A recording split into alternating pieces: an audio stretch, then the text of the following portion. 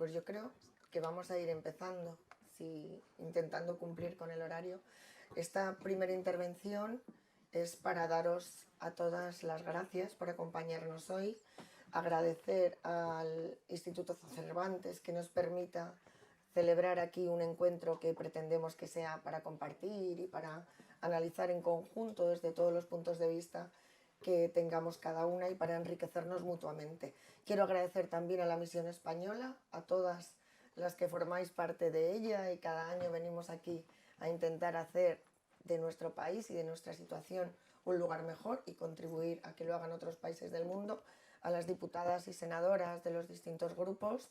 Estoy segura de que todas juntas vamos a ir avanzando poco a poco en un camino que lleva siendo largo históricamente, pero que cada vez es más transitable, sobre todo si lo hacemos de la mano y si lo hacemos juntas. Nos dijeron que todas y todos éramos iguales y ya vimos que no. Nos dijeron que el trabajo era emancipador y comprobamos que no siempre lo es. Y ese es nuestro objetivo como organización de mujeres trabajadoras. Intentar hacer efectivos nuestro derecho fundamental a la igualdad y nuestro derecho fundamental también a un trabajo digno. Así que nada, quiero agradecer por supuestísimo mucho a las ponentes y a nuestro compañero de Compymes, de la Organización de Pequeñas y Medianas Empresas, que se hayan prestado una vez más de manera generosa a ayudarnos en este proceso que hoy iniciamos. Así que nada, muchísimas gracias. Vamos a intentar hacerlo todo lo ameno posible, todo lo participativo posible y luego vamos a comer jamón y a beber vino, que es muy propio de una situación festiva como pretendemos que sea esta, porque estar juntas, estar aquí y darnos la mano es para nosotros objeto de ilusión y de orgullo. Así que muchas gracias. Muy bien.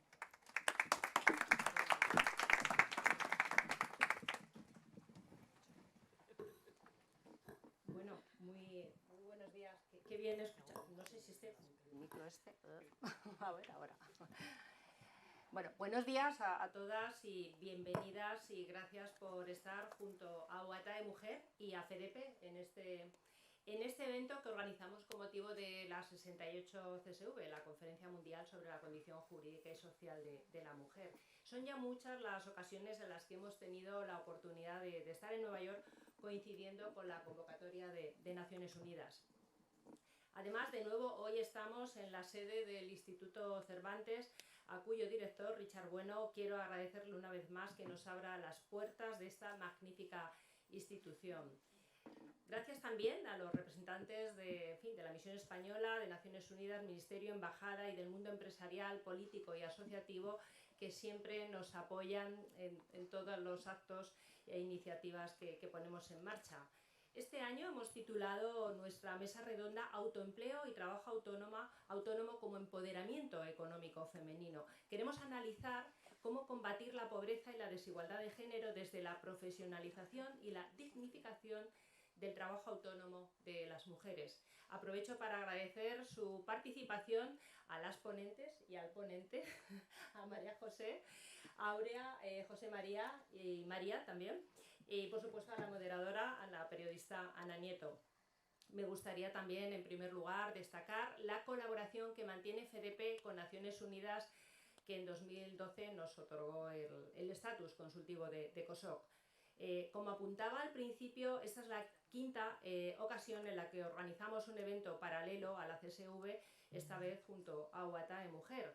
Queremos poner así de relieve la voluntad internacional que quiere de FEDEPE, porque queremos también globalizar los objetivos por los que desde hace más de 37 años la promoción de la mujer en puestos de decisión y la visibilización de nuestro liderazgo y talento son uno de nuestros objetivos más importantes. Este es el espíritu de FEDEPE, la Federación Española de Mujeres Directivas, Ejecutivas, siempre lo digo porque parece que es largo, hay que aprendérselo, y profesionales y empresarias que tengo el privilegio de presidir.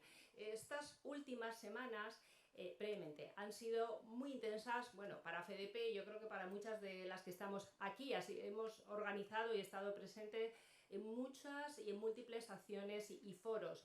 Hace solo unos días, el viernes pasado, celebrábamos el Día Internacional de la Mujer y coincidiendo con ese día en FEDEPE hacíamos público un comunicado en el que alertábamos sobre la necesidad de defender los logros y avances en materia de igualdad ante el riesgo de entrar en una fase de retroceso. También urgíamos a tomar medidas ante el empobrecimiento femenino y la desigualdad en los ingresos. Nuestro objetivo es lograr el empoderamiento económico de las mujeres, un planteamiento que además coincide con la temática central de esta 68 CSV. Las mujeres tenemos, como sabemos, aún mucho camino por recorrer, empezando por derribar definitivamente las barreras y estereotipos que siguen bloqueando el acceso de las mujeres a los espacios que nos corresponden. A este reto se suma otro fundamental, que es el que hoy abordamos en esta mesa: acabar con los desequilibrios económicos y laborales que empobrecen y precarizan la vida de las mujeres. Por eso hemos querido llamar la atención este año en esta mesa redonda sobre el gran desafío económico mundial que supone integrar el talento femenino en el mercado laboral, también desde el trabajo autónomo y desde el emprendimiento. Porque impulsar e invertir el liderazgo femenino en la empresa, lo sabemos, pero hay que decirlo, es sinónimo de crecimiento sostenible, de rentabilidad y de beneficios. Es poner en el centro de la agenda la corresponsabilidad, es tomar medidas para corregir la brecha salarial de género. Así que hoy, 2024, 12 de marzo, es tiempo de consolidar lo avanzado, pero sin dejar de pisar el acelerador, porque la igualdad efectiva aún sigue siendo un horizonte a alcanzar. Así que enseguida vamos a tener oportunidad de debatir y poner en común nuestras opiniones. Os animamos a que compartáis vuestros comentarios en redes sociales, nos podéis mencionar. Y ya sin más, cedo la palabra a la moderadora del debate, Ana Nieto, periodista de TV Español y miembro de la Junta Directiva de FEDEPE, quien ahora presentará a los ponentes que nos acompañan. Muchas gracias a todos.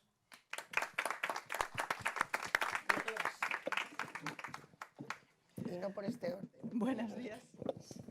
Lo digo No por sé la si se me mayoría. escucha. ¿Se me escucha? Ah, fenomenal, gracias.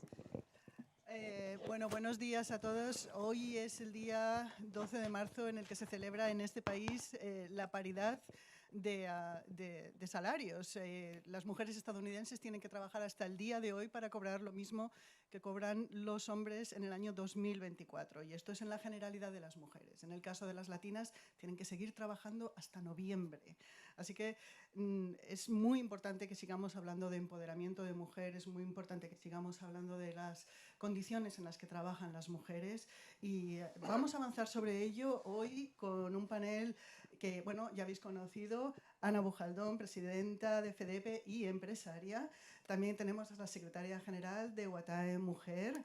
Tenemos también a Aurea Esparza, que es psico-oncóloga, y tenemos a José María Torres, presidente de Compymes, y a su lado María José Martí, que es empresaria aquí en Estados Unidos. Tiene una empresa que se llama 0R, trabajando con inteligencia artificial. Y vamos a abrir el debate directamente. Tenemos muy poquito tiempo para la cantidad de temas que tendríamos que tratar.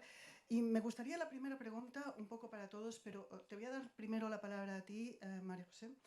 ¿Qué características compartidas detectáis en el emprendimiento femenino y en las mujeres autónomas? Uy, no, creo que tengo un micrófono, no sé si se me escucha bien. Bueno, digamos que el trabajo autónomo, que significa que las mujeres cada día, de manera personal y directa, llevamos a cabo una actividad por cuenta propia, esa es la generalidad de lo que sucede en nuestro país. Y el emprendimiento es un relato épico y profundamente neoliberal, que consiste en que, bueno, en dotar de una suerte de romanticismo a una actividad que en la realidad no es tal. Nosotras, en España, luego hablaré del resto del mundo porque es bastante peor en términos globales, recurrimos al autoempleo por necesidad. Ese paradigma de la vocación, del riesgo, de la libertad, realmente forma parte del privilegio de una absoluta minoría, muy respetable y muy, por supuesto, gratificante, y que a todas nos parece motivacional, pero lo cierto es que el 99% de las mujeres que se dan de alta por cuenta propia es porque no encuentran trabajo por cuenta ajena. Esta es la realidad y suele suceder en momentos muy claves de la vida. habitualmente, fijaros, tras los cuidados, ¿no? Abandonamos nuestras carreras personales o profesionales cuando somos madres, en términos de renuncia, porque luego si queréis hablaremos un poco de la protección social y del escudo social que otorgan los sistemas, no solo el nuestro, los sistemas laborales en el mundo, que son muy escasos para nosotras. Y entonces pues tienes que renunciar o ser madre o trabajar, ser una profesional, una empresaria, una autónoma. Y luego se produce la vuelta, ¿no? Y la vuelta, incluso cuando venías de trabajar por cuenta ajena, es que tu carrera profesional se ha parado. Y querremos verlo o no, pero esa es la realidad. Y como no tienes acceso al trabajo laboral ordinario, pues te haces autónoma. En condiciones, otras una separación, otras el cuidado de las otras personas que rodean nuestra vida, que son hermanos, padres, cualquier situación de responsabilidad colectiva la seguimos asumiendo nosotras. Y eso deriva en muchas ocasiones en un trabajo autónomo que ya parte precarizado, porque no ha sido tu elección. Muchas veces no es tu elección ni siquiera la actividad a la que vas a iniciar. Nosotras vemos a muchas mujeres migradas o no migradas, pero que te dicen, quiero darme de alta como autónoma. Y les preguntamos, ¿en qué? Dicen, da igual, toque. No sé, necesito, ¿no? Necesito salir a trabajar. Y este tema que os he citado de las mujeres migradas, bueno, solo os daré un dato del crecimiento del trabajo autónomo que se ha producido, que nos dan los últimos datos de la EPA.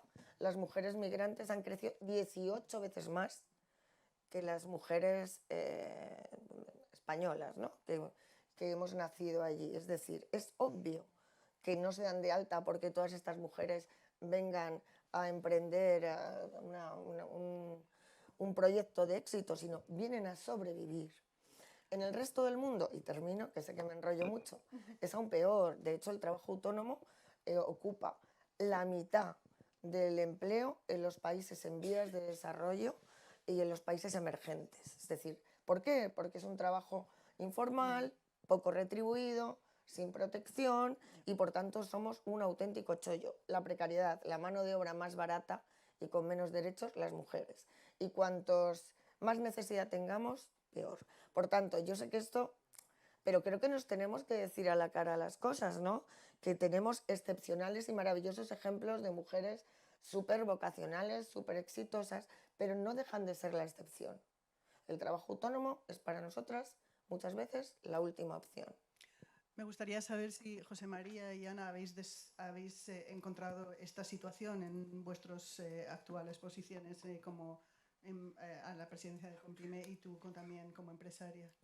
Pues sin duda yo coincido, no sé si se escucha, sí, no, a ver, ¿sí? ¿Ahora? Sí. Vale, gracias. Coincidimos, el mayor número de emprendimientos es emprender por necesidad, que es lo que estaba describiendo ahora María José, pero además por añadir cosas nuevas, yo creo que la edad media del emprendimiento femenino está entre los 35 y 50 años, pero estamos observando además que es la única salida laboral para mujeres mayores de 45. O sea, esto que se llama ahora edadismo, que empieza a partir de los 45, aquí alguien más seguramente que lo apuntará, tienen una verdadera frustración. Estamos hablando de mujeres de perfiles muy variados, pero a veces perfiles de mujeres con doctorados, con una gran experiencia, que han hecho paréntesis en su vida y que no se desesperan enviando currículos y no las llama nadie. Esto nos parece un problema y nos preocupa la calidad de ese emprendimiento, nos preocupa la fiscalidad, nos preocupa qué pasa con estas mujeres que al final empiezan con muy poquitos recursos. Vemos también que cuesta muchísimo crecer, por lo tanto tenemos al final un tejido de mujeres emprendedoras, autónomas, supongo que se puede entrar en matices, pues en fin, pues pobres, efectivamente, pobres, y da igual un poco el espacio social en el que uno quiera pensar. Así que yo creo que además me parece que tengo aquí que hay que olvidar que el desempleo de larga duración también está afectando más a las mujeres mayores de 45 o 50 y entonces es otra consecuencia por la cual deciden abordar el emprendimiento. Las brechas en las pensiones, que no ha salido, pero también es otra característica que vemos en las mujeres que son autónomas y que llegan a la jubilación y que llevan, creo que la brecha, no sé, igual lo tenéis mejor, casi en un 50, ¿no? A veces, por ciento, ¿no? En 40% con respecto a todos, el colectivo de autónomos con respecto a los asalariados, un 40% de media menos, y las mujeres un 26% adicional. O sea, es decir, jubiladas pobres, es que no se puede definir de otra manera. Bueno, por cerrar, solo reforzar la idea de que deciden hacerse autónomas como alternativa, como una oportunidad para generar ingresos. Una oportunidad para generar ingresos. Y de cotizar, oportunidad. Sí, sí. Hay que ver, o sea, una analizar qué calidad de... José María. Gracias. ¿Se oye? Sí. Bueno, también hay que puntualizar que también hay que hablar de lo que es el emprendimiento voluntario, ¿no? El emprendimiento voluntario también, cuando os hablo de características, también hay muchas mujeres que no lo hacen por necesidad. Y ese emprendimiento voluntario, pues muchas veces se hace porque quieres trabajar en algo que te gusta, ¿no? Y porque tienes la valentía de meterte en un proyecto, no siempre es por necesidad.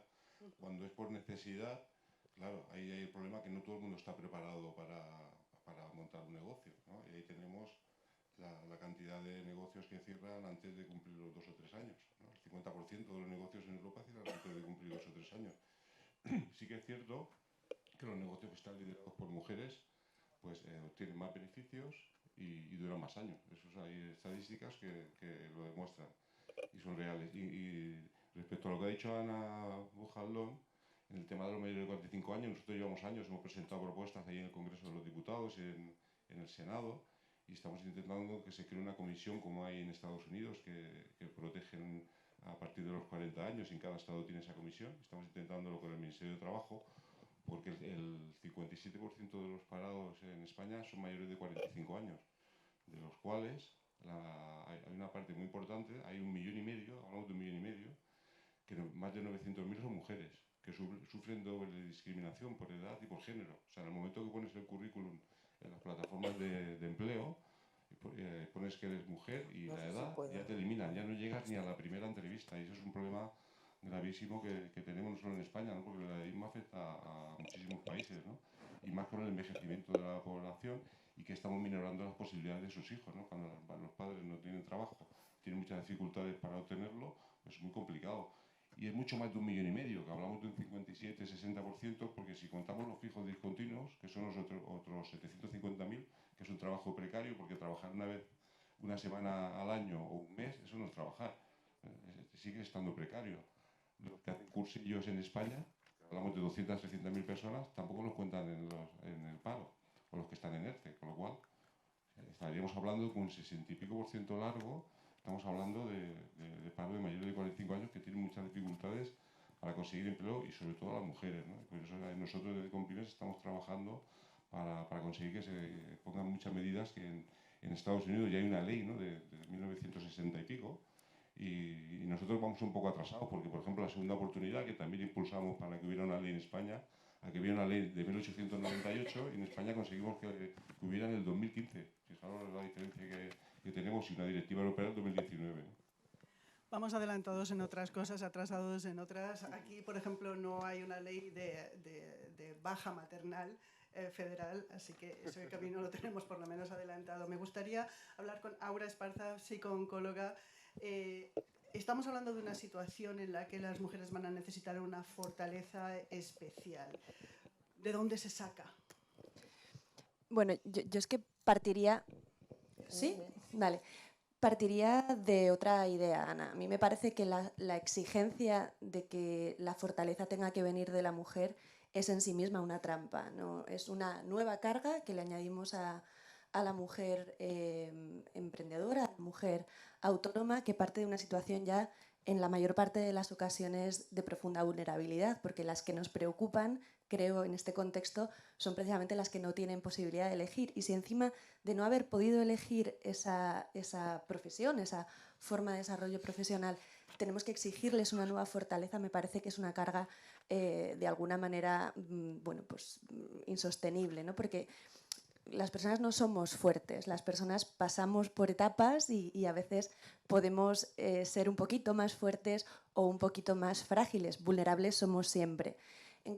Pero no deja de ser, insisto, una exigencia profundamente individualista. Yo creo que debemos plantearlo desde otro lugar y desde qué recursos como sociedad podemos proporcionar a esa mujer y no exigirle la fortaleza para que disponga de las herramientas para elegir o para no elegir, pero poder desarrollar esa profesión, ¿no? Creo que era una mujer africana, no recuerdo, tengo por aquí el nombre, Zategui, que decía que hacía falta una tribu para criar a un niño. Bueno, pues probablemente hace falta una tribu para también acompañar a una mujer que vulnerable necesita desarrollar su profesión y salir adelante de la manera que quiera y no exigiendo, insisto, esa fortaleza. Vamos a retomar esa idea, pero también quiero dar oportunidad a María José Martí para que nos cuente. Ella es una empresaria, es vocacional. Me gustaría saber un poquito cómo ves tú la diferencia en estas dos posiciones que estamos viendo. ¿Me oís? No sé si... Tarda un poquito en llegar. Vale, de acuerdo. Muy bien. Yo creo que la gran similitud es básicamente tener o querer control de la situación. Tú tienes una situación que tú quieres cambiar y yo creo que tanto siendo mujer empresaria como autónoma es tu vehículo para llegar donde tú quieres ir.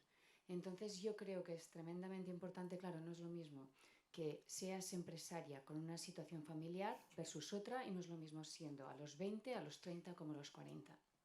Mirad, yo hace muchos años vivo aquí en Estados Unidos y he trabajado siempre en grandes corporaciones, en grandes roles de liderazgo y hace 2 años decidí montar mi startup, mi empresa, ¿no? en inteligencia artificial, en un ámbito que yo conocía muy bien.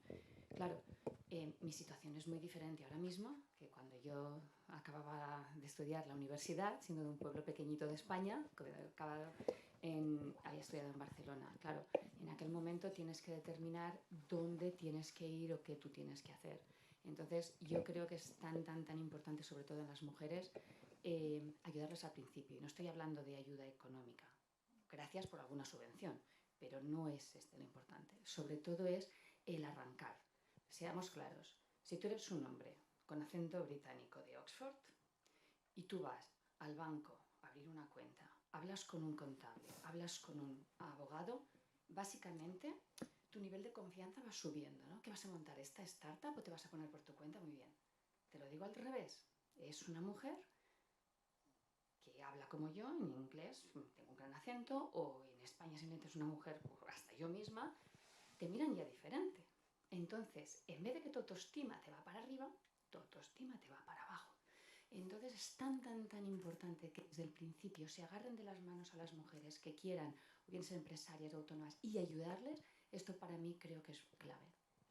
Pues vamos a hablar de la tribu y de cómo vamos a agarrar de la mano a las mujeres. Me gustaría saber cuáles son las necesidades, qué es lo que queda por hacer, cuáles son las principales barreras que necesitamos tumbar directamente, como suene.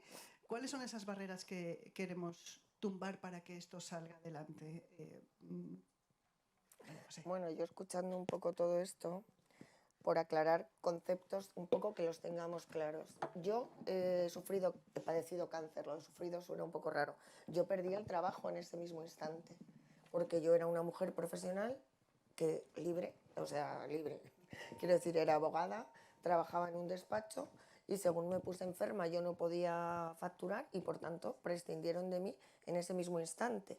Por cierto, lo mismo sucedió antes cuando me quedé embarazada, porque como se estructura la relación como si fuera mercantil, se parte de la idea de que tú tienes tu empresa, tienes trabajadores, puedes decidir, puedes tal. Ya te digo yo que no. Porque tú tienes un contrato, cuando lo tienes mercantil, que permite que se resuelva por la mera voluntad. Pero es que diciéndotelo, no vuelvas mañana, estás embarazada, enhorabuena, un ramo de flores y a tu casa. Eso es una situación que nos deja completamente fuera del estado del bienestar, ahora que tanto se habla de la Constitución, qué alegría, ¿no? Pero la Constitución se demuestra ahí, tendiendo la mano, sabiendo que tú no tienes capacidad de elegir. Yo ahora, y sigo conmigo misma, trabajo en Televisión Española. ¿Alguien piensa que yo puedo tener ni una sola capacidad de influencia en las condiciones de trabajo que me imponen. Ni una sola garantía de estabilidad, de remuneración, de duración, nada. Eso es cómo se articula el trabajo autónomo en nuestro país y en el resto de los países. Por eso crece. Porque para Televisión Española, que por cierto, si me estáis viendo, qué ente más bueno y todos, no tengo ningún problema, vaya a ser que me quede sin trabajo, pero es un chollo. Si me tuvieran que contratar por cuenta ajena, me tendrían que garantizar vacaciones, una retribución salarial de acorde con el convenio y con lo que cobren los señores y tal, bueno, una cierta estabilidad en el tiempo, y si me despiden o si yo me pongo enferma, ya tendría derechos. Yo creo que es interesante los casos, en la situación de vulnerabilidad que Aurea puede expresarnos y contarnos, yo creo que es reflejo del resto, ¿no?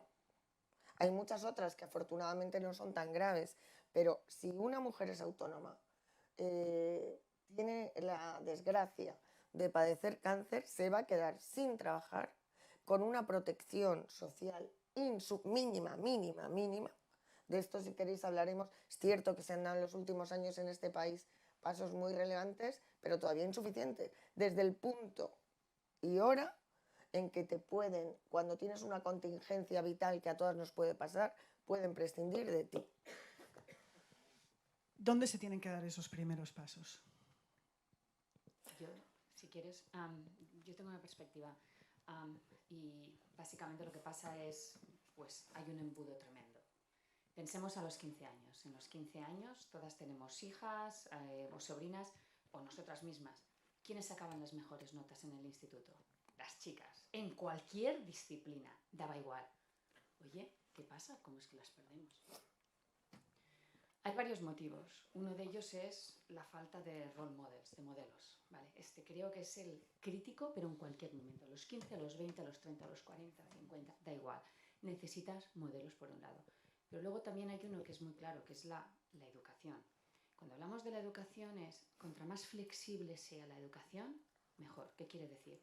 A los 15 años, 16, te hacen decidir si eres de ciencias o de letras. No lo sabes, es que eres muy joven y además te diré una cosa, no es tanto si eres de ciencias o de letras, si tienes una mente más analítica o más... Os voy a poner un ejemplo. Una de mis grandes amigas en Barcelona, ahora mismo una gran historia de éxito, es la jefa de lingüística, inteligencia artificial, centro de investigación, etc. Le ha costado casi hasta los 48, 49 años llegar allí, porque ella empezó siendo de letras y empezó por la lingüística. Ha llegado allí, pero mira lo que le ha costado. En Estados Unidos tú no tienes que elegir. La hija de unos amigos nuestros le ofrecieron una beca para ir a University de Pennsylvania, es una de las top, para hacer literatura. Al cabo de un año, ¿sabéis qué dijo? Yo es que no quiero hacer esto. Está haciendo neuroscience ahora mismo. Entonces, lo que quiero decir es esto. Es muy importante la flexibilización en los estudios al principio, no poner una etiqueta, yo soy de letras, yo soy de ciencias, sino ir ayudando a que la gente vaya encontrando sus vocaciones y entonces nos sorprenderemos de que vayan saliendo. Esto es uno, y luego la otra es lo que estábamos hablando de, no es cuando tú tienes hijos, es lo que viene después cuando tienes el hijo, no es el embarazo, es después balancear todo lo que está en el aire. Entonces yo creo que hay momentos claves de la vida de la mujer donde necesitas esos apoyos. José María, ¿quieres...? Bueno, yo añadí, ¿no?, de barrera la principal, ¿no?, sin entrar ya en si eres hombre o mujer, la financiación, ¿no? Cuando montas un negocio, la primera barrera es la financiación. Y yo, como habla María del tema de la educación, yo iría más abajo aún, cuando son los niños más pequeños. Yo tengo una nieta de 2 años. El mes pasado, ¿sabéis qué le regalaron? Porque seguramente aquí habrá muchas madres y también alguna abuela, ¿no?, que tendrá nietos. Le regalaron una muñeca para peinarla. Le regalan un bebé, ¿no?, para cuidarlo, y una cocinita. Pero eso, las amigas de mi hija le regalaban cosas así. Y si fuera un niño, le regalaríamos una cocinita, porque también hay muchos cocineros, ¿no? Lo tenemos interiorizado, esos sesgos que tenemos todos, ¿no?, en la infancia, y esos micromachismos que existen, ¿no?, que empiezan con la infancia. Yo me acuerdo cuando era pequeño, mi madre a mí no me dejaba hacer la cama. O sea, no, vosotros tenéis que hacer otra cosa, ¿no? Y bueno, y todo eso ha ido cambiando, pero aún no lo suficiente. Yo el otro día lo pensaba, ¿no?, que hablaba, que tenía que venir aquí y pensaba, mira, Si le están regalando todo cosas para que, ¿no? ¿Por qué a un niño no? Una cocinita. ¿O por qué no los juguetes pueden ser muy parecidos? Y una niña un coche, ¿por qué no? Y yo creo que ahí se empieza, ¿no? En la infancia. Y luego, por supuesto, que las mujeres, claro, si tienes hijos, si tienes que cuidar a las personas mayores, a tus padres, normalmente la mayoría de esos cuidados los hacen las mujeres, ¿no? Y claro, los hombres deberíamos implicarnos mucho más. Pero yo llevo participando en jornadas de mujeres que nunca eran hombres. Al final dice, hombre, queréis dar un mensaje para los hombres, pero no los invitáis. No, no les invitáis. Sí les invitamos, ¿no? Pues si no hay ningún hombre, solo soy yo de hombre, el mensaje no está llegando a los hombres, que al final es al hombre al que le tiene que llegar. Pues si sois mejores estudiando, saquéis mejores notas, sois más inteligentes, sois más fuertes, lo sois todo, ¿por qué luego triunfa el hombre? Solo por ser más bruto, ¿no? Más burro y más inconsciente. Bueno, en tu Es una caso, cosa que en tu claro, caso ¿no? un poco En tu caso sí, pero... ¿no? Bueno, vamos a ver. El cambio cultural, yo creo mucho, por supuesto, y ya está bien, ¿no? Llevamos siglos, decía Susan Sontag, hace casi un siglo estamos, ella decía, estamos en el mismo estadio que estaban las personas, que ella hablaba de Estados Unidos, las personas negras durante la esclavitud. Bien, en muchos países sigue siendo así. Por tanto, el cambio cultural, por supuesto. Pero es que yo ya no estoy para invitaros a actos. O sea, que vengáis, claro, que fenomenal. Pero yo lo que estoy es para que tengamos un marco jurídico, que sea un mandato y que sea suficiente y protector para que avancemos. O sea, ya, ¿no? Creo que es momento de dar pasos en esa dirección. ¿Cuáles serían los elementos básicos para ese mandato jurídico, social? ¿Cuál es lo que vosotros pensáis que es absolutamente necesario que contenga? Pues mira, termino. Estamos trabajando, exigiendo diariamente, y lo vamos a hacer durante toda la legislatura y las que vengan, que ojalá que sean esta, apostar por un estatuto del trabajo del siglo XXI que incorpore el trabajo autónomo, que haga imposible estas cosas que os digo, que si eres una abogada y tienes un contrato mercantil con quien sea, mercantil porque no tiene manera de ser, tengas cierta garantía y de protección social suficiente para que puedas cumplir con las etapas de tu vida de aquella manera. Y exigir, claro, para todo eso necesitamos capacidad de influencia y de conversación. Cuando se abra ese diálogo con el gobierno para hacer el estatuto, las organizaciones van a ser presididas por señores, salvo la nuestra. No va a haber organizaciones concretas de mujeres cuando estamos protagonizando esto. Eso no puede ser. Tenemos que estar en las negociaciones colectivas también. Tenemos que estar en todos los ámbitos de influencia y de decisión. Yo creo que se ha acabado el tiempo de las cocinitas y los cochecitos, que está muy bien, pero estamos en el momento de ya. Desmercantilización, estaba pensando si me iba a salir esta palabra. Es que tiene lo suyo. Y paridad en las negociaciones. ¿Tienes algo más que añadir, Ana, por tu parte? Bueno, quería añadir con respecto a la financiación que apuntaba José María, que además hay estudios relativamente recientes que nos están diciendo que para las mujeres que emprenden la diferencia de financiación entre hombres y mujeres está medido llega hasta un 50%. Entonces, si cuando tú arrancas tu negocio te está costando, o sea, no accedes a ello, pues claro, te está limitando el acceso. O sea, que quería subrayar esta parte y subrayar también que también por lo que apuntaba María, a veces esas barreras internas, esos miedos que podemos tener, los problemas están, las barreras también, pero no sé, hay que tratar de afrontarlas y ir hacia adelante y tratar de, bueno, al menos mantener esa ilusión viva de, en fin, soy la capitana de mi destino. Eso así. está claro, pero esas mujeres migradas que vienen a España, que no encuentran trabajo, que no, ya ni os cuento lo de contar con financiación, ¿no? O sea, quiero decir, por muchas fortalezas que tengan, mucha formación, muchas ganas y mucha fuerza y mucho talento, es muy complicado cuando partes, pues eso, de la necesidad, porque la necesidad te empuja a tomar decisiones en muchas ocasiones inadecuadas y en otras imposibles. Porque nosotros muchas veces decimos a estas mujeres que dan el salto, es que estás dando un salto al vacío, es que esto es una inducción casi al suicidio. A ver, no, digo en términos económicos y sociales, por supuesto, ¿no? Claro. Tú sabes de financiación, María José. Cuéntanos cómo es tu experiencia, incluso estando en un país como en el que estamos, en el que hay un gran capital preparado para los empresarios que tienen ideas innovadoras. ¿Ser mujer te convierte inmediatamente en un ser especial para estos inversores? No. Mira, creo que te comenté la anécdota del fin de semana. Claro, lo que es la parte más importante, la financiación y cuando empiezas y tener el apoyo detrás de, claro, tú imagínate, yo dejé mi trabajo fijo. Lo primero que te dice la familia es decir, estás loca, ¿no? ¿Cómo vas a dejar un trabajo fijo? Bueno, pues muy fácil, porque quiero tomar control de cómo trabajo, de dónde trabajo, del entorno que yo quiero crear. Lo he estado haciendo en grandes corporaciones. Ahora es el momento de yo quiero hacer esto. Entonces hice un gran salto. Entonces, como te comentaba este fin de semana, tienes dos opciones en este momento. O agarrar y levantar dinero, ¿no? Porque vas a hacer una startup, vas a empezar a levantar dinero, o empezar con un poco de capital privado, con familia y amigos, y luego intentar tener clientes lo más rápido posible. Yo decidí ir por esta segunda opción, pero de todos modos también exploré la primera. ¿Sabéis cuál es el feedback? Bueno, la respuesta que recibí, y además de alguien que conozco desde que vine a Estados Unidos en el 2003, nuestros hijos van al mismo colegio, era un amigo, fui a buscar pues consejo, ¿no? Básicamente se me queda mirando, él conoce mi currículum, todo lo que he hecho, se me queda mirando y dice, perdona, pero ¿qué quieres? ¿Que vas a montar una empresa de inteligencia artificial? Perdona, María José, pero es que eres vieja. Y no, es que estas empresas las crean. A ver, si fueras un chico de 22 años que acaba de dejar Stanford con una capucha, entonces sí, pero tú, no. Básicamente ese era el feedback. Y la siguiente cosa que me dijo es, pero ¿sabes qué? Como soy tan buen amigo tuyo, pásame el algoritmo, que tengo aquí gente muy buena que se lo mirará. Digo, ¿pero tú piensas que soy tonta o qué? ¿No?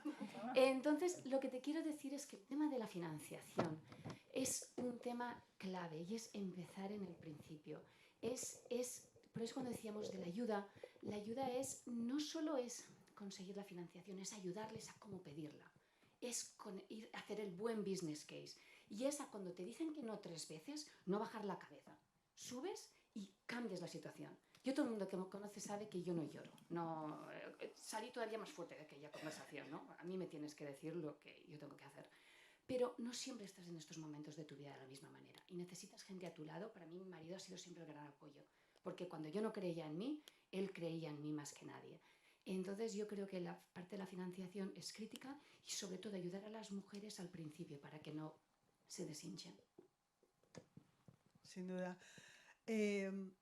Estamos hablando del autoempleo como una medida para salir adelante cuando no se tiene la capacidad para trabajar, pero todavía eso sigue siendo muy difícil. Y estábamos hablando de las tribus y de cómo tienen que ayudarnos para ello.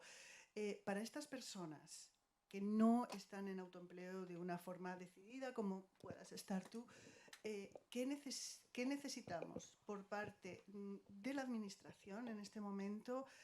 Sobre todo para las personas que vienen con capacidades un poco más restringidas, ¿no? Estabas hablando de las migrantes que van a encontrar todos estos problemas. ¿Qué necesitamos de la administración y qué necesitamos también de la sociedad? Esta es una pregunta que os hago a todos. En cuanto a la de la sociedad, preferiría que Aura nos la comentara porque yo creo que lo tienes más... Cuéntanos. Vale. Bueno, probablemente no existan recetas estereotipadas para nada en la vida, ¿no? Y mucho menos para cuestiones tan personales de cada mujer en este caso.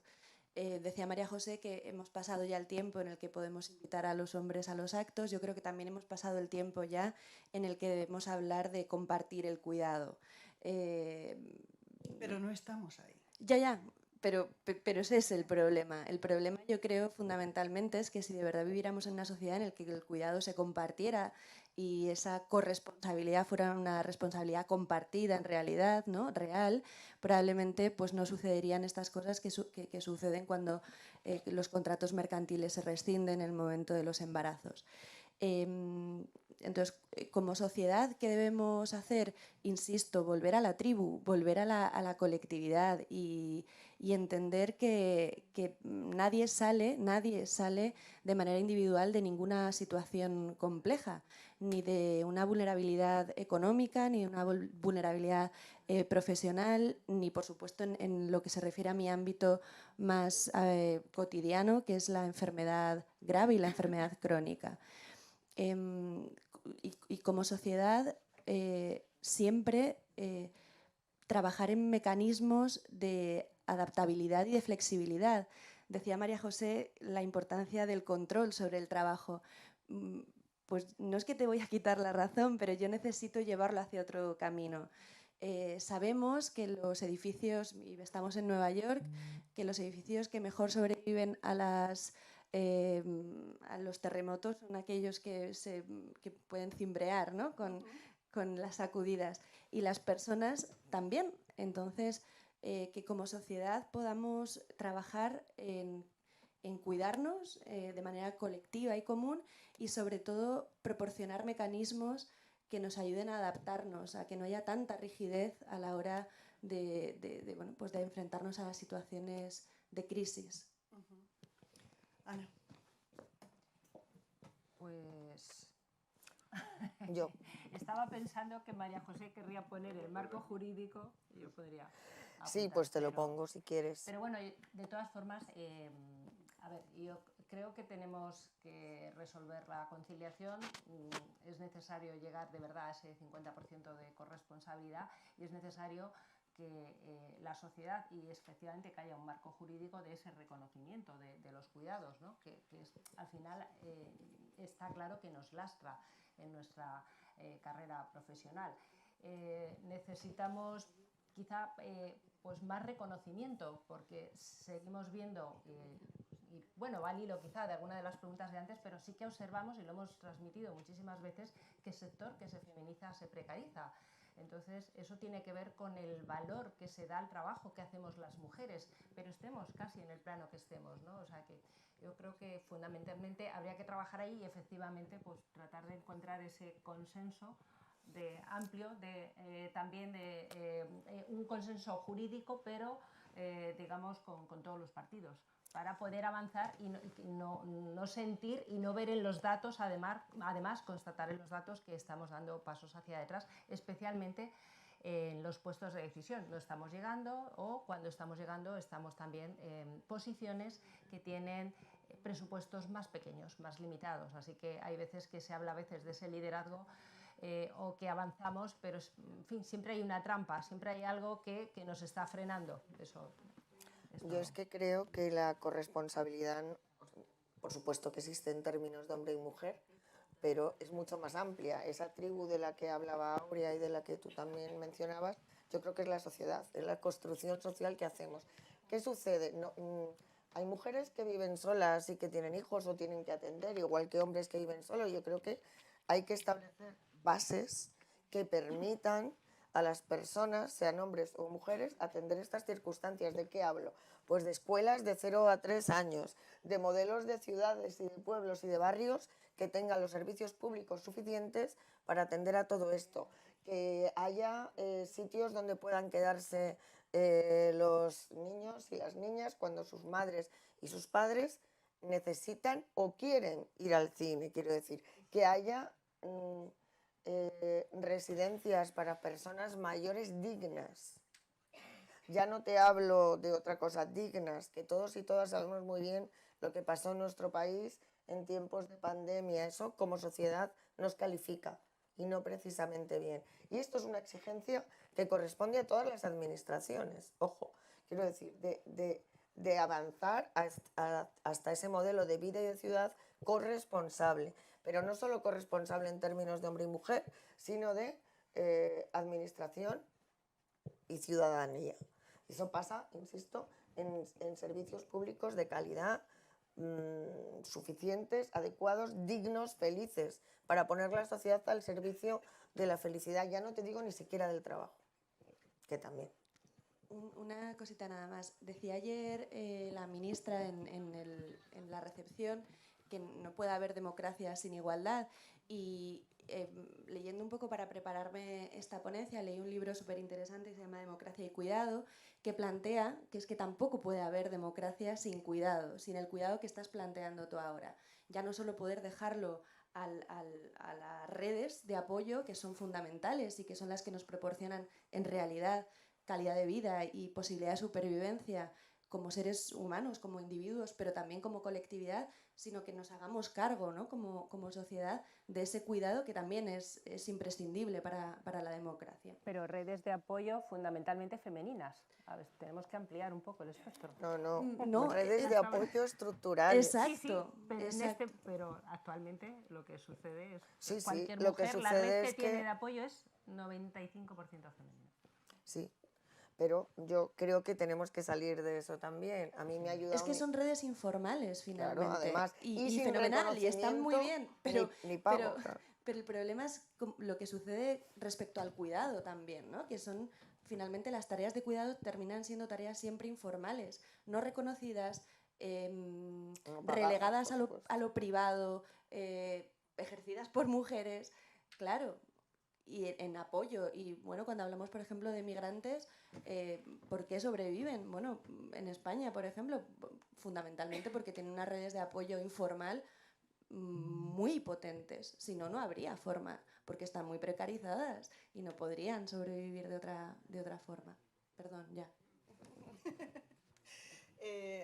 Estamos hablando, también quiero cambiar un poquito de tema, nos tenemos que mover porque nos quedan apenas 10 minutos y me gustaría que si hay alguien de la audiencia que quisiera hacer una pregunta. Entonces voy a hacer yo la última de momento. La normativa europea y la española están regulando la paridad en los consejos de administración de grandes empresas, pero ¿cuál es la situación del liderazgo femenino en las pymes y qué diagnóstico estáis haciendo de las medidas que se pueden considerar para impulsar la igualdad? Y en estos momentos la verdad es que me gustaría que hiciéramos énfasis en la posibilidad de que vayamos atrás en todo ello, porque la presión existe. Sí, José ¿Has María. dicho pymes? Ha dicho pymes, ¿no? Sí, Bueno, si decir digo que- pymes, digo José. Yo fui ponente en la Cumbre Mundial del Clima y hablé sobre el tema de las migraciones. Y nos encontramos con el tema del cambio climático. Más de 900 millones de personas en el mundo se dedican a la agricultura de subsistencia y la mayoría son mujeres. Y van a venir también, por lo cual, ¿qué se puede hacer de la administración? La administración debe trabajar en la formación, en la integración.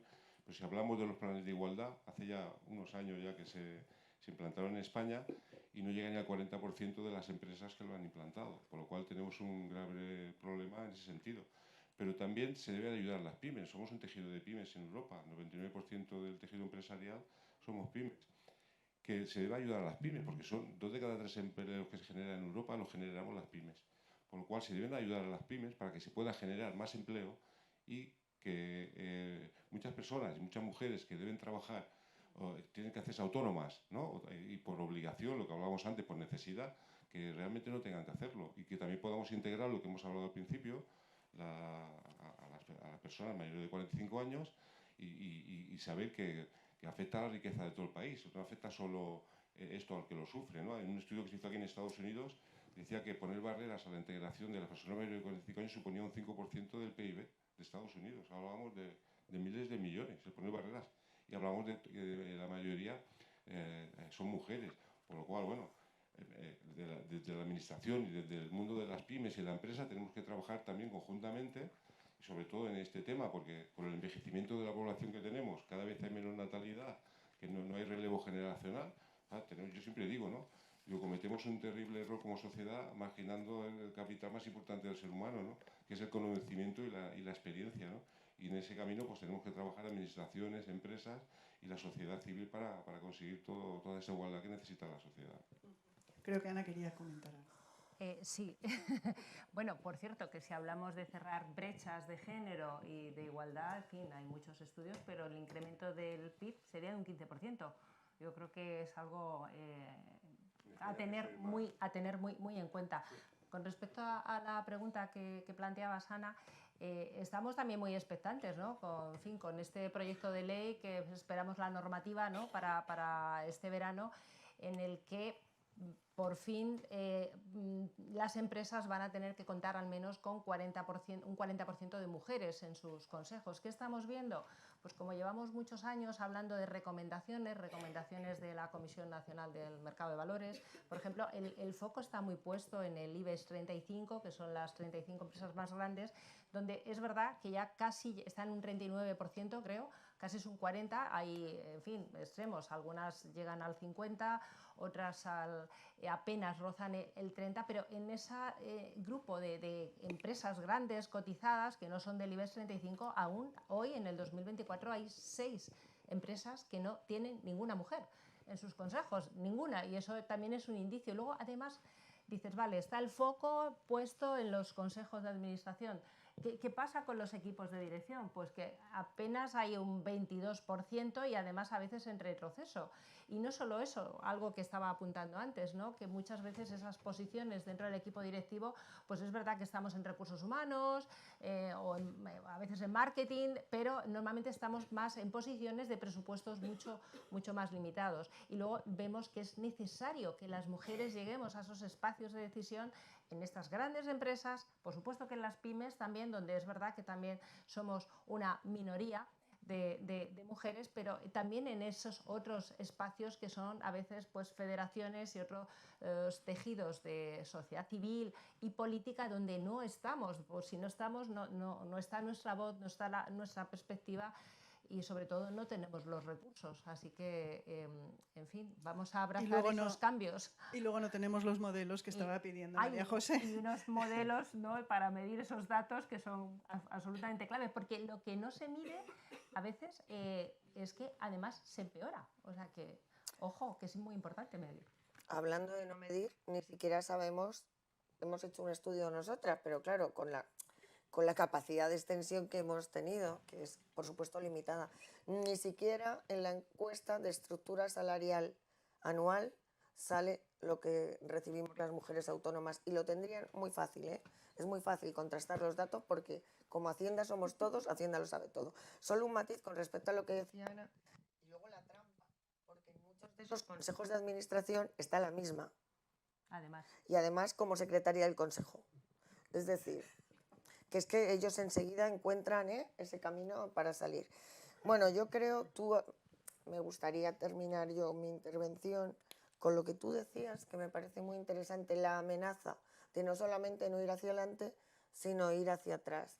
Y quiero recordar que cada movimiento que ha luchado por avances tan relevantes como este nuestro, ¿no?, que es la igualdad entre hombres y mujeres, que es la discriminación más antigua y más persistente que ha establecido la humanidad.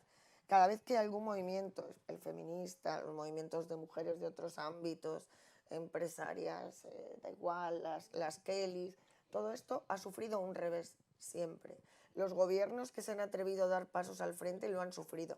Las mujeres que lo han protagonizado, y ayer compartíamos espacio con algunas que en el pasado sufrieron en sus carnes lo que fue dar pasos adelante, mira, se me pone la carne de gallina, lo han sufrido en sus carnes. Y eso tenemos que ser conscientes de que va a pasar y de que quienes demos, bueno, y tenemos compañeras aquí que los llevan dando toda la vida, de que quienes demos ese paso al frente vamos a sufrir un revés. Pero es tan serio, tan relevante y tan trascendente para la humanidad en su conjunto que hay que hacerlo.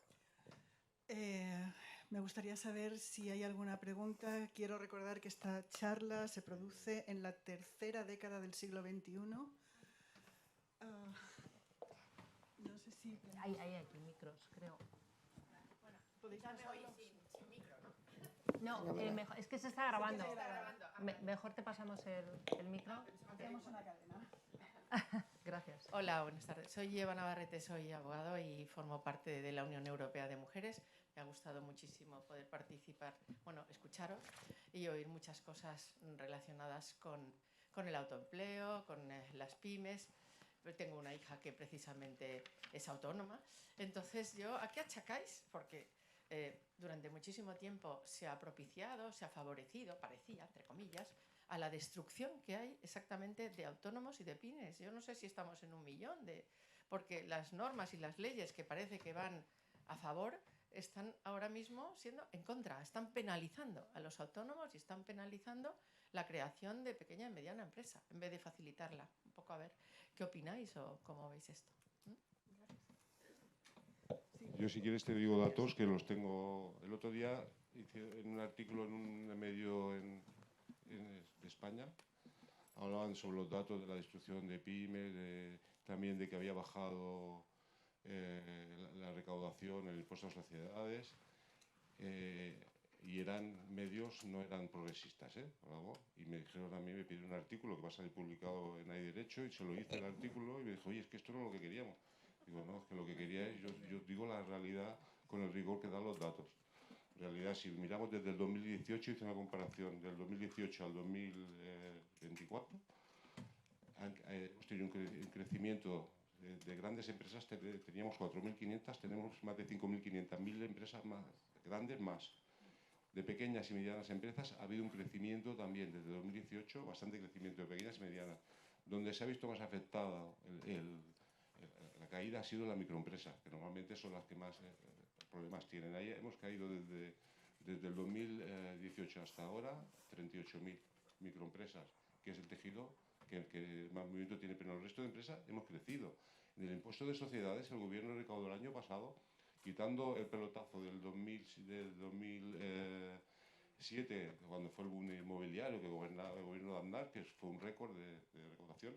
El año pasado fue récord de impuesto de sociedades, de recaudación, y también fue récord en inversiones. Pero luego en España hay mucha manipulación que se da en los datos, porque si tú luego miras los datos de Eurostat, los datos que da la Seguridad Social, Récord de recaudación, pero empobrecimiento de la población. Y si miramos la inflación, que no tiene... Bueno, yo sobre el empobrecimiento de la población, no sé si puedo hablar. Teniendo en cuenta la que ha caído en el mundo en los últimos años y cómo se ha afrontado esta crisis, me parece que justamente se ha hecho lo contrario. La crisis del 2007 nos enseñó cómo dejar a la gente atrás. Creo que cómo se ha afrontado en nuestro país y en la Unión Europea con un evidente liderazgo de nuestro país, nos ha enseñado que se puede salir de las crisis sin dejar a la gente atrás. Y cuando digo la gente hablo de los autónomos y digo que mientras que la crisis anterior se perdieron 500.000 de autónomos, esta vez hemos crecido en número de autónomos porque se habilitó una prestación especial por cese de actividad que no existía, sin cotización y sin nada, para que nadie tuviese que cerrar su actividad. Dicho esto, ¿qué entendemos por promover? Tienes razón, Carmen, creo que te llamabas. No, Eva, perdona. Tienes razón en que durante años se ha fomentado el trabajo autónomo, que es lo que yo definía antes como auxilio e inducción al suicidio. Es decir, ¿qué hago para sacar a las personas de las listas del desempleo? Pues que se hagan autónomas. Pero que se hagan autónomas consiste en poner una tarifa plana que es low cost, emprendimiento de todo a 100, con eso la gente se da de alta, viene fenomenal las grandes empresas que te contratan en vez de como asalariado, como autónomo, y se acabó, sin tener un apoyo concreto y específico, sin definir qué tipo de actividad vas a desarrollar, si eso es importante para tu país, tu pueblo, tu barrio. Todo eso es de verdad fomentar el trabajo autónomo y por supuesto protegerlo. Es que con una tarifa plana, si tienes un accidente al día siguiente, lo que te quedan son 200 euros. Sin embargo, con una protección adecuada, donde quien más tiene pague más y quien menos tiene pague menos y todos reciban dignidad, todas recibamos, eso es promover el trabajo autónomo. Promover el trabajo autónomo también es decir, oye, pues si a mí como Estado, como sociedad, como pueblo, como provincia, no quiero un bar más en la misma calle. A lo mejor quiero que te juntes con otros y montes una empresa de calzados, una explotación agraria. Todo eso es promover y promover bien y apoyar a quien más lo necesite. Lo que no tenía sentido en este país es que hemos visto gente, grandes profesionales, darse de alta como autónomos con tarifa plana, cobrando... Es que la señora Ana Patricia Botín, si quisiera, podía haber cotizado por la mínima y con tarifa plana. Eso no es proteger el emprendimiento. Eso es quitarte de encima un problema e intentar que la gente salga adelante. Tenemos las cifras de autónomos, de desde la crisis de 2008, o sea, tenemos la cifra más alta de autónomos, porque a veces se oye en la prensa española, hay 200.000 autónomos menos. Es falso, es que eso es falso, porque están las cifras ahí. Desde el 2008, con la crisis, tenemos la cifra más alta de autónomos en España, 3.300.000. ¿Eso es bueno o malo? Pues depende. A ver, que tenemos la cifra más alta de autónomos. a ver, lo normal es que cuando hay crecimiento económico y estabilidad, el trabajo autónomo caiga. ¿Por qué no ha caído? Se ha mantenido porque se ha podido mantener la gente que estaba, y no ha caído porque hay mucha gente que sigue incorporándose por esta vía de la necesidad. Pero, y luego también es muy importante, y termino, proteger a los que ya están, a los y a las que ya están. Por eso llega una crisis económica, llegan necesidades de actualización, porque la formación tiene que ser permanente y tiene que ser reflexiva y tranquila. Hay que ayudar a la gente que ya está, por supuestísimo. Esto pasa. Al final de la conferencia siempre nos animamos, pero tenemos una pregunta más. Vale, pues no sé si se oye bien. Perfectamente. Vale, pues nada, buenas tardes a todas. Me ha encantado la ponencia y todos los panelistas. Estoy muy de acuerdo con ellas. Quería hacer más que una pregunta, una reflexión. Yo actualmente soy senadora, pero toda mi vida he sido directora de banca. Y creo que no tenemos que olvidar, quiero decir que está muy bien que tiene que haber modelos femeninos, tiene que haber apoyos, tiene que haber medidas que cubran las contingencias, pero por mi experiencia de muchos años, creo que hay algo crítico que se nos olvida porque lo damos por hecho, pero no hay que darlo por hecho. Es decir, cuando uno está yendo a un autoempleo o está haciéndose autónomo, más allá de los falsos autónomos, que yo creo que no deberían existir, creo que uno tiene que ser consciente de que es un mini empresario. Entonces, por mi experiencia, y creo que un poquito más en el caso de las mujeres, sucede que te enamoras de la idea o te enamoras de tu proyecto y se te olvida la parte financiera. En España, en general, no hay cultura financiera, no hay una educación financiera. Creo que las mujeres adolecemos aún más de eso. Hay un cierto rechazo a la parte de los números, las cuentas. Entonces es como, bueno, ¿a cómo pongo el menú del día? Ah, pues a como se me ocurre a mí, que es un precio razonable, pero no hago un escándalo de cuáles son mis gastos. No, mi hora de trabajo, si soy una profesional liberal, no sé cuantificarla porque me olvido de que hay horas que yo tengo que dedicar a formación, etcétera. Entonces, muchas veces trabajos, o sea, autoempleos que serían ideas estupendas y que están ahí, yo lo que he visto es que fracasan porque la parte de los números cojeamos, la damos por sabida y se nos olvida que es mucho mejor que tus tartas no estén súper ricas, pero los números los tengas súper bien y tu negocio seguirá adelante y ya aprenderás a hacerlas mejor, a que hagas las mejores del mundo y no sepas cómo las tienes que cobrar. Y por mi experiencia, eso tumba muchos proyectos y es una lástima de mujeres, que como es verdad, y yo también lo he sufrido, en la crisis anterior mucha gente fue como empujada, no hay nada para ti, búscate la vida, autoempléate, que encima, cuando te dan mucha financiación, las mujeres en ese sentido, digamos que absurdamente estábamos protegidas. Como no te dan mucha financiación, no te habías endeudado demasiado. Es que hay gente que acabó con todos los años que tenían, más, fracasando, con esa sensación terrible, más edad, sin haber aprendido nada de la experiencia y sin saber todavía por qué ha fracasado. Entonces yo creo que el dar por sabida la parte financiera, y creo que deberíamos ya en las escuelas enseñar de los números, porque en la vida hay muchas cosas, y está la salud, y está un montón de cosas, pero creo que no debemos dejar de lado la parte económica y saber de números y tener bien controladas tus finanzas y ser una verdadera empresaria. Aunque tengas un mini kiosco de pipas de la esquina, tú eres una empresaria, como Amancio Ortega. Pones en riesgo lo tuyo y de eso tienes que vivir. Entonces yo creo que eso es una parte muy importante y como digo, yo por mi experiencia era la reflexión que quería hacer, lo damos por sabido, no es un tema que haya salido, pero a mí me parece fundamental. Era lo que quería aportar, no sé si he sabido explicarme. Completamente de acuerdo, además. Gracias. Pues mira, precisamente en FEDEPE llevamos varios años desarrollando programas para emprendedoras. Tenemos en este momento abierto Don Avanza, que se pueden inscribir mujeres, van dirigidos especialmente a mujeres en riesgo de exclusión y uno de los puntos y del acompañamiento que se hace durante el año va en esa dirección. Así que, bueno, lo tenía aquí en el tintero. Aprovecho por si, en fin, por lo menos porque lo hagáis extenso, lo podéis localizar a través de la web Mujeres FEDEPE. A la banca se tendría que haber aplicado el cuento en la crisis también, con la concesión de crédito irresponsable. No está abierto el micrófono. ¿No? Sí, sí que está abierto.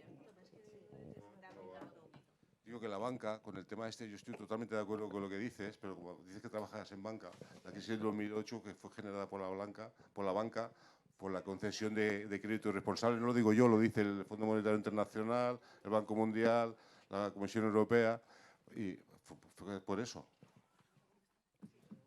por conceder créditos, porque se les cobraba más intereses. Se generó aquí en Estados Unidos, ¿no? Se generó en Estados Unidos. Sí. Se generaban más intereses darle al que no podía pagar, ¿no? Que es un tema que estamos trabajando con la Comisión Europea, que es igual de responsable al que le concedes el crédito que no lo puede pagar que el que lo concede. Estamos trabajando para que la ley concursal, que se aplique también la banca, el cuento, pero no es por una discriminación, como ha salido el tema de la banca, digo que bueno, que la banca también podría hacer muchas cosas en el tema de formación financiera, porque fueron un poco los causantes de la crisis del 2008. Bueno, dándote en parte la razón y teniendo en cuenta que el origen fue aquí en América, que la preocupación por los objetivos, los bonus y todo eso es muchísimo más agresivo, yo sí quiero poner en valor que creo que la banca en España fue bastante responsable y que ahí había un problema añadido que eran las cajas de ahorro y que yo, que ahora estoy en política, tengo que decir que el error fue que la manejaran los políticos que tampoco tienen cultura financiera. Entonces, y que estén en los consejos de administración y que decidan las operaciones importantes. Entonces, yo sinceramente sí que quiero romper una lanza y creo que también replantear determinados modelos o determinadas aspiraciones de nuestra sociedad. En el sentido de que yo a mucha gente, siendo directora, le dije, mira, no creo que puedas comprarte esta casa, porque si tú trabajas en el Carrefour y tu novio trabaja en no sé dónde y tú quieres un chalet, no sé cómo hago yo, que soy la directora del banco, vivo en un apartamento. Entonces, me explico, ¿no? ¿Y qué pasa? Que a esa persona que tú no le das porque le explicas que no puede acceder, que no va a poder vivir toda la vida de sacrificio, que son 30 años una hipoteca, se marcha y dice, ah, que no me lo das, es que me lo da el de enfrente. Y se va y lo pide. Entonces, quiero decir, esa parte no puedes pedir a la gente. Es decir, no hay que pensar que nosotros pusimos y hablo ahí como ex bancaria, la pistola en la cabeza a nadie, sino que muchas veces determinadas aspiraciones, si no eran satisfechas aquí, buscarían la manera aquí o aquí o aquí, incluso con alguna trampa. Muy responsable la banca, pero nos costó unos cuantos miles de millones a todos los españoles. Yo, por tanto, como creo, los bancos las son cajas entidades... de ahorro, claro, porque ninguno de nuestros bancos ha sido rescatado. Que no, si yo, ¿qué quiero decir? Claro. Bueno, que no ha sido rescatada la banca, en fin. Bueno, volviendo un poco a la cuestión, porque como tampoco tenemos cultura financiera, pues la hacemos en otro momento. Pero sí que me gustaría decir que, como todas las empresas privadas, pues buscan el beneficio, lógico es. Por eso yo creo que tiene que haber un banco público para que el beneficio se comparta entre los ciudadanos. Bueno, en cualquier caso, vamos a seguir hablando de todo esto fuera, si Claro, queréis, one on one. Va a decir algo. Y muchísimas gracias a todos por venir, muchísimas gracias a todos los ponentes. María José, José María, Aura, María, Ana. Ahora nos tomamos un vino un vino y seguimos hablando de todo esto, pero con el solecito, que hace muy buen día ahí fuera. Muchísimas gracias a todos. De verdad, gracias.